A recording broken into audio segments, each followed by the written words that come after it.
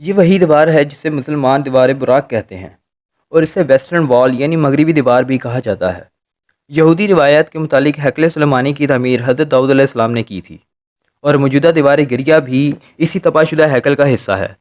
یہ مقام دنیا کے قدیم ترین شہر یعنی یروشلم بیت المقدس میں واقع ہے اور یہ یہودیوں کی اہم مقدس یادگار ہے۔ اس کے قریب ہی یہودیوں کی ایک اور مقدس ترین عبادت گاہ ہے جسے بنیادی پتھر بھی کہا جاتا ہے۔ متعدد یہودی ربیوں کے مطابق اس مقدس پتھر کے اوپر کوئی یہودی پاؤں نہیں رکھ سکتا، جو ایسا کرتا ہے وہ عذاب میں مبتلا ہو جاتا ہے۔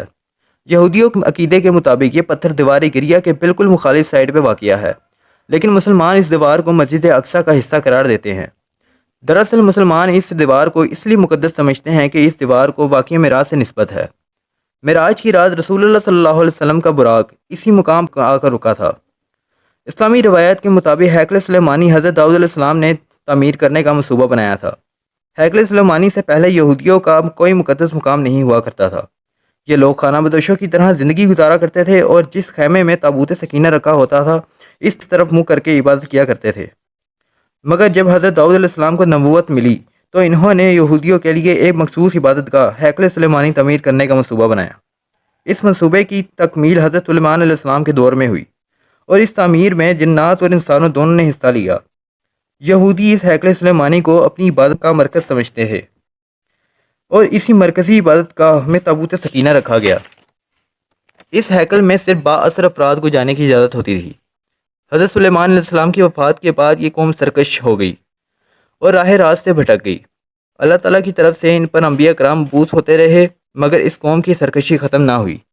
ان کی سرکشی کا عالم یہ تھا کہ انبیاء کرام کو بھی شہید کر دیا جاتا تھا۔ پھر اللہ تعالیٰ کی جانب سے ان پر عذاب مسلط کیا گیا۔ بخت نصر جو کہ بابل کا بادشاہ تھا، اس نے تل ابیب کے علاقے پر حملہ کر دیا اور آدھے سے زیادہ یہودیوں کو قتل کر دیا، اور باقی ایماندار یہودیوں سے کہا گیا کہ اپنے ہاتھوں سے اپنی مقدس عبادت گاہ کو مسمار کرو۔ چنانچہ ایسا ہی ہوا۔ اس نے ہیکل کی تباہی کے بعد ساری یہودی قوم کو غلام بنا لیا اور ہیکل میں موجود تابوت سکینہ کو ساتھ لے گیا۔ تابوت سکینہ چونکہ یہودیوں کے نزدیک ایک مقدس تابوت کی حیثیت رکھتا تھا جسے یہودی قوم برکت حاصل کرنے کے لیے استعمال کرتی تھی۔ بخت نصر نے اس تابوت کی بے حرمتی کی اس وقت چونکہ دنیا میں یہودیت مذہب برحق تھا، اس لیے بخت نصر پر خدا کا عذاب نازل ہوا اور اس کی سلطنت پر ذوالقرنین نے حملہ کر دیا۔ انہوں نے اس حکومت کی اینٹ سے اینٹ بجا دی اور تمام یہودی غلاموں کو رہا کر دیا۔ حضرت ذوالقرنین ایک نرم دل اور انصاف پسند آدمی تھا۔ اس نے یہودیوں کو بھی ہیکل سلیمانی تعمیر کرنے کی اجازت دے دی۔ ہیکل سلیمانی تو دوبارہ تعمیر ہو گیا لیکن یہودیوں کی سرکشی کم نہ ہوئی، تو اللہ تعالیٰ نے ایک رومی جنرل ٹائٹس ان پر مسلط کیا جس نے پھر ہیکل سلیمانی کی اینٹ سے اینٹ بجا دی۔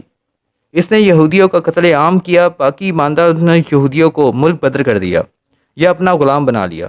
ناظرین محترم، یہ قوم تقریباً 2000 سال یوں ہی بھٹکتی اور بکھرتی رہی، لیکن حضرت عمر رضی اللہ تعالیٰ عنہ کے دور میں نہ صرف تمام شکست کردہ عیسائیوں کو عام معافی دی گئی بلکہ بابل کے یہودیوں کو بھی برابر کے حقوق دیے گئے۔